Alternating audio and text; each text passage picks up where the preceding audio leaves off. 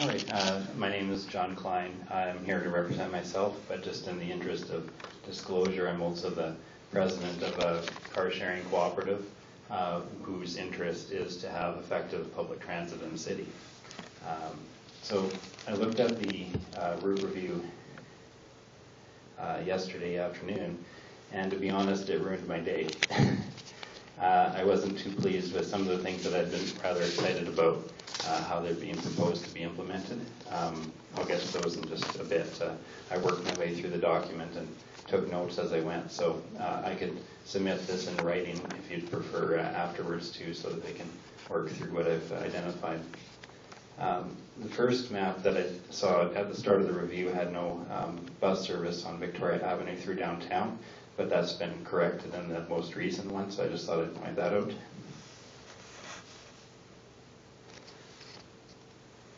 It would be nice if the Victoria Avenue bus could go all the way down to Elphinstone Street instead of turning at Albert Street, so that more of Victoria Avenue is served by the Victoria Avenue Express bus. I'd spoken with transit manager Nathan Looney to renumber the express buses really differently, so that they're 1XX, like 100 or 101, instead of 3X, 4X, or 5X, for just expandability and to provide better visibility from a distance than the two-digit buses would be. So when you see on Albert Street, you would recognize the 12 isn't the 100 bus, for example.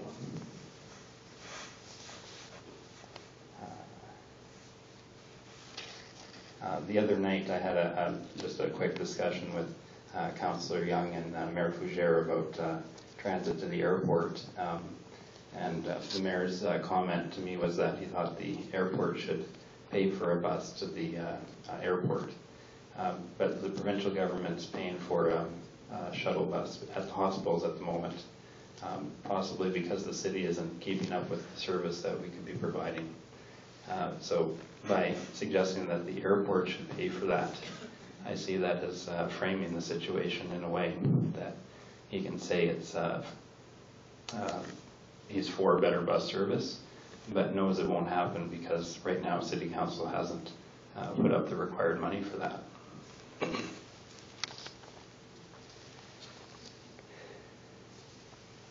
There's bus service right now to locations much further away from downtown already, and the airport has residences on 3 sides now as Harbour Landing and Fairways West start to fill in and sprawl away from the downtown. Transit users right now can, or rather transit users could be spending a lot more in the local economy. Typically, car ownership costs an individual $8,000 a year, but a bus pass is only hundreds of dollars a year, while cabs and cycling, walking and car sharing and renting can fill in occasional times that the bus doesn't fit for a situation. A transit user has thousands of dollars more a year to spend within the shops and restaurants of Regina, assuming they aren't encouraged to just stay home like it's presently done with like the Sunday service and late evening service gaps on transit.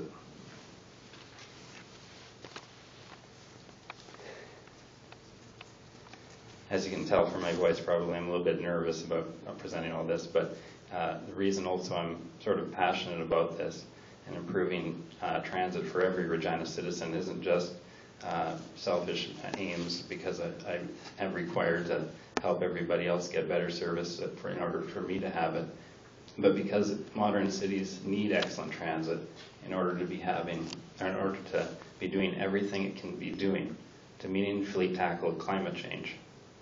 Having great transit is absolutely essential to both our economy and our environment, and have it going in the direction we want them to go.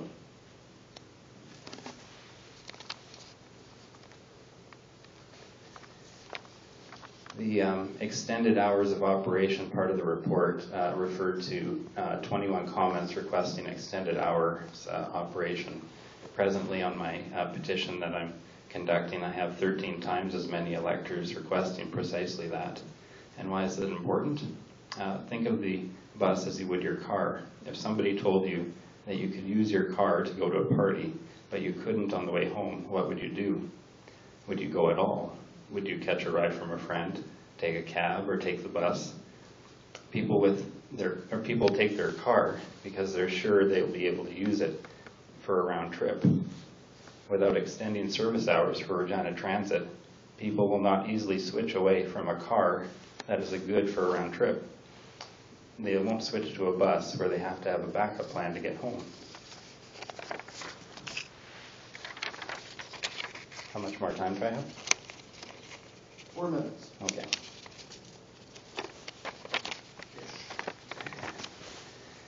Okay, the downtown transfer point at 11th Avenue should potentially be blocked off to regular auto traffic for a couple blocks so passengers can transfer in greater safety.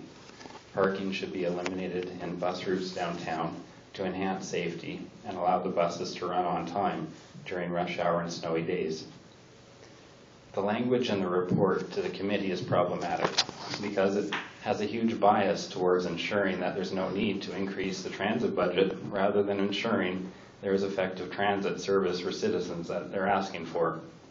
For example, I quote, "Enhancing the frequency in the evening is not warranted at this time, as there are more pressing needs in ensuring all areas of the city have transit service during the peak travel time periods," end quote.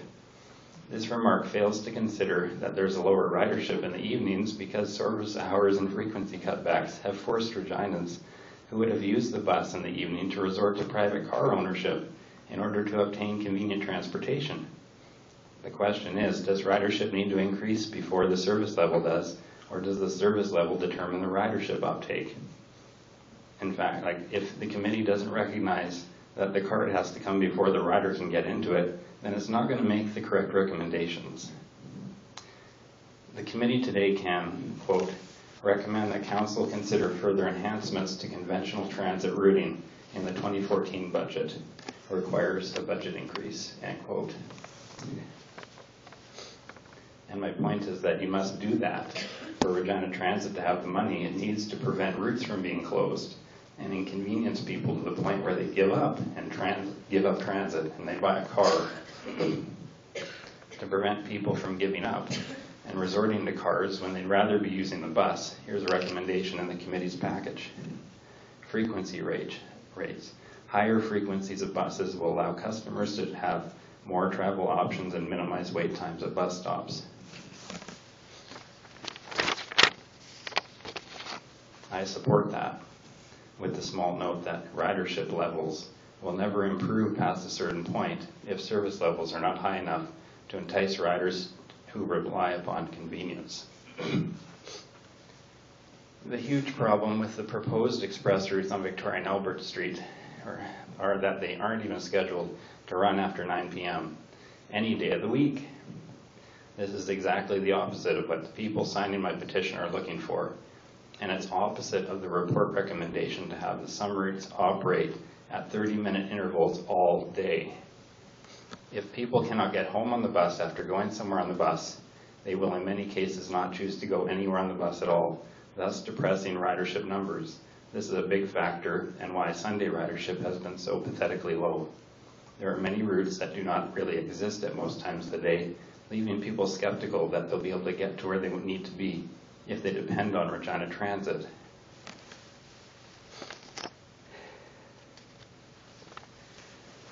If you cross off every route on the map that doesn't exist at 6:30 p.m. on any day of the week, you'll get a better picture of what the transit map actually looks like. Or try going somewhere at 3 p.m. It's a sad joke. No offense intended, it's what it is given the meager budget provided. Except it doesn't have to be that way, and Regina should stop aiming for what it thinks it can afford on a starvation budget instead of what our city needs to grow and thrive. You We're creating... You have 1 minute. Thanks. We're creating a bus system full of one-way trips. It's a disaster along the same lines of thinking as the failed Sunday service compromise that's being scrapped this summer. And I will enthusiastically answer any questions, and I hope that you have many. Thank you. Questions? Councillor Young? Okay. That's why I let you go. I knew he would say that. Thank you, John. Would it be possible to have a copy of of your report so that we can add that to the other information we have? Certainly. Okay, and I'm sure this won't be the last time we hear from you, so I hope that your passion for good transit will continue into the future. Yes. Great, to you, Mr. Chair. Thanks for your presentation, John. That's excellent. I don't want to get off topic, but do you have any comment on the fair? I know that's not what you're talking about today, but do you think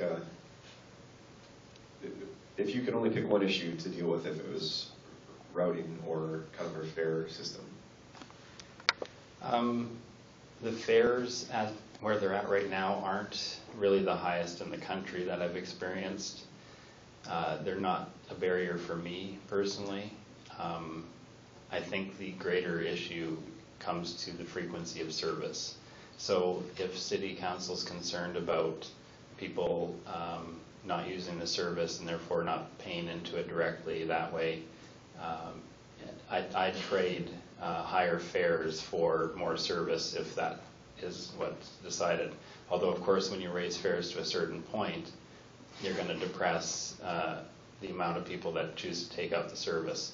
And I'd even be in favor of free service in certain locations.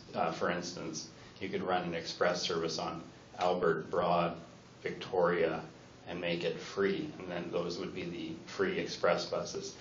In certain locations like Las Vegas, for example, on the Strip, they have the Ace bus and another card sort of marketing gimmick, and people know that those buses are reliable. They go on the Strip every 15 or whatever minutes. So you get on that bus and you get to the other end, you pay whatever it is. And right now Regina's lacking those sort of intuitive routes that would be like provided by the TTC subway in Toronto or the Transitway in Ottawa. So we just don't have a way for people to learn a system because the map is, the map looks like this as opposed to a U or a straight line. So people need a computer to calculate how to get from point A to point B, even if they knew how to drive it. Okay, thanks. Councilor Jordan? Thank you, Mr. Chair. Thank you, Mr. Klein, for your presentation. I know you probably were there. Did you attend all the open houses that were around Regina? Yes, I've been at all of them, Design Regina and the transit review ones. And then you put all the feedback into the administration, your thoughts, and every friend of yours, everyone's been involved? Yes, some of the ideas like changing the Sunday service is already planned to be implemented and recommended in the report so that it has the same route, and unfortunately not similar times, and some of the routes don't exist on Sunday, or even Saturday, which is problematic. But yes, some of the feedback has been incorporated, I feel. Okay, and then you mentioned that nice word, free. How would you, in your mind, deliver that free service? Well, you were talking about just one route, or?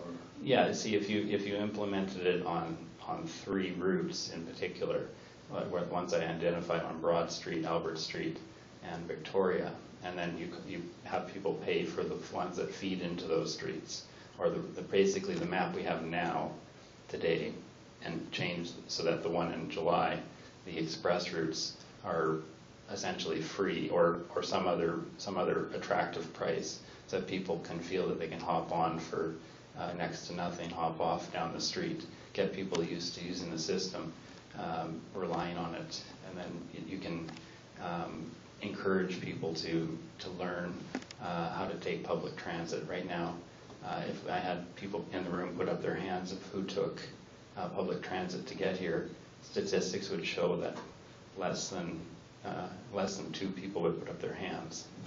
Got mine up. Anybody else want to volunteer to answer the no? Okay. See, like I said, and so Regina, we're on the wrong track. We aren't to the point where public transit is an every person service. It's a service, it's a subsidy to people that have no other option.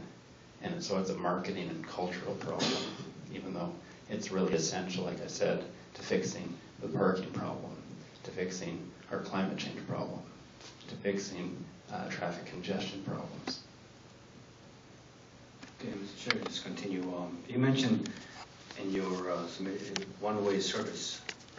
Can you explain what do you mean by that? Okay, just as a quick example, twice this past winter, I've gone somewhere on Sunday on the bus, and when I want to return home at even 8 p.m., I can't. I have to take the cab. I consider a one-way trip. If you went somewhere in your car and then it broke down and you had to return by cab or by bus, you'd feel that car took you one way. And you get the same sort of sense that Regina Transit is set up that way as a broken car. And then you mentioned something about 11th Avenue blocking it off. How would you manage, to Mr. Chair, in your opinion, how would you manage that strip of downtown to close it off to car traffic? Well, I'm hoping that this will all be worked out by the experts at Transit in the downtown review. But the way Saskatoon does it is they have a stretch of street that is only accessible by bus, and it makes it safer for people to get from bus to bus on a transfer. As you know, there was unfortunately a fatality downtown. Part of that could have been due to a bus having to pull in and out of cars rather than staying in one lane, so it ended up riding onto a sidewalk. Another issue will be that there'll be people driving private autos in front of the Cornwall Centre where there's no legal stopping, and trying to get through the light there, people trying to cross the street to get on the other direction on their buses. And it's just not as safe as it should be, or very comfortable because there's no underground or overpass, warm way to shelter there while transferring buses either. Thank you, Mr. Chair. A few more, if you allow me. And then you mentioned with the parking, eliminating parking 11th. Did you bring that in the open houses? Did you bring that kind of? This is a more recent thought of mine to some degree, but it should be looked at in the downtown transportation study, where I did bring up to council a couple months ago how I thought there should be different heated sheltering on 11th available for people, or wherever the transit hub downtown is thought to be. I do think having the buses only on 11th Avenue, both directions, is an improvement over it when it was on 11th Avenue and 12th Avenue, and people had to walk literally a block to transfer or go in the opposite direction. So it's better at the moment, but parking just in eliminating parking just in those areas, or where actually it technically is eliminated, but it's not enforced very strictly. So people end up parking because they're confused or lazy at places where they're not allowed to, and it causes delays in the bus service and potential danger too. And Mr. Chair, I know you were pleased with the recommendation that we discuss investing in the transit, and going to the future in 2014, discussing things what we need, and you were happy with that. When you look at service like Express not running after 9, I mean, there's got to be something in this report or how this is being looked at that you're happy with. I mean, there's a different change. First your statement was saying that you're not. Kind of not pleased with it, but I mean, there's got to be something that is good about this and where we're going. And I'm looking to you as a citizen to help the city to evolve and move forward to the future. It's just a comment. So, Mr. Chair, thank you very much, and thank you, Mr. Klein, for answering. You're welcome. Oh well, I can expand. Like if you want me to think of something positive, like the express routes are among the ideas that I submitted, and I know other people would like those sort of things too, because they're an intuitive way to use a bus service. If you get on a bus on Albert Street on the east side, you'd expect it would take you to the north end of Albert Street if it says Albert Street Express.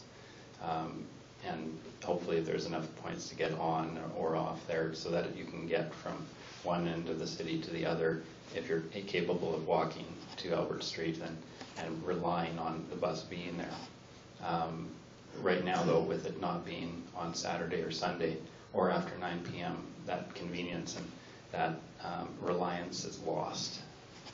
Okay, Mr. Chair, if I may, just kind of drop something. Go ahead. With the feeder buses, you were mentioning something a little bit about environment and environmentally, we are being environmental stewards here. We are looking at our infrastructure and our roads.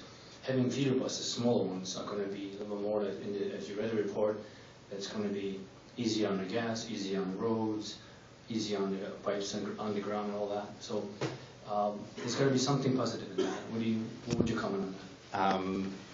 Perhaps I've heard those smaller buses at a certain size lose some of the robustness, and as the previous delegation raised, there may be an issue with some of the smaller buses for accessibility.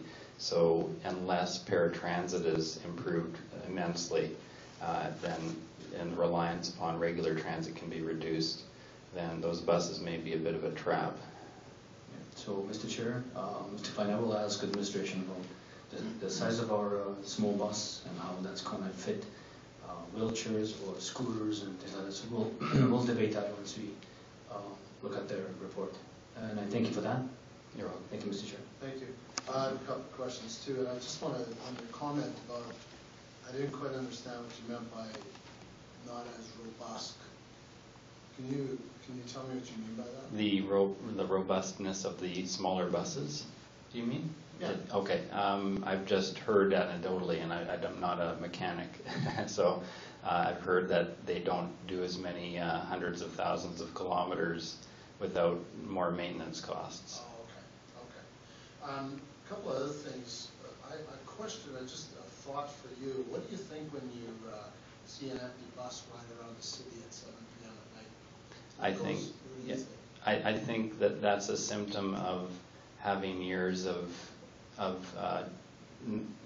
no service during those times. So people have come to distrust it as reliable and capable of serving their evening needs. For example, there's no bus there's no direct bus that goes from where I live in the south end of the city to the Dewdney bar strip, and because the service stops at approximately 12:15, for a lot of younger people I know who stay out later than that, or might decide to come home at 1 o'clock if there was a bus that late, they'll opt for driving cabs or drunk driving. So it's just the way the years of low service have gone. So if the bus is running at 7 o'clock, that means there's service. So why is it empty, is what I'm asking. There's obviously service. But like as I said, you're going somewhere. You're not both coming and going at 7 o'clock. So what time should the buses run till? 4 in the morning? Maybe. But there's obviously not every city in Canada does that. But I'm saying, if we want people to switch to transit, which I do, I think 4% usage is excessively low. Then what we're planning for has to be different from what we're doing now, and it can't be the same to get a different result. And the report has suggested is that we can do more with the same amount of money, and I think that is overly optimistic, even delusional.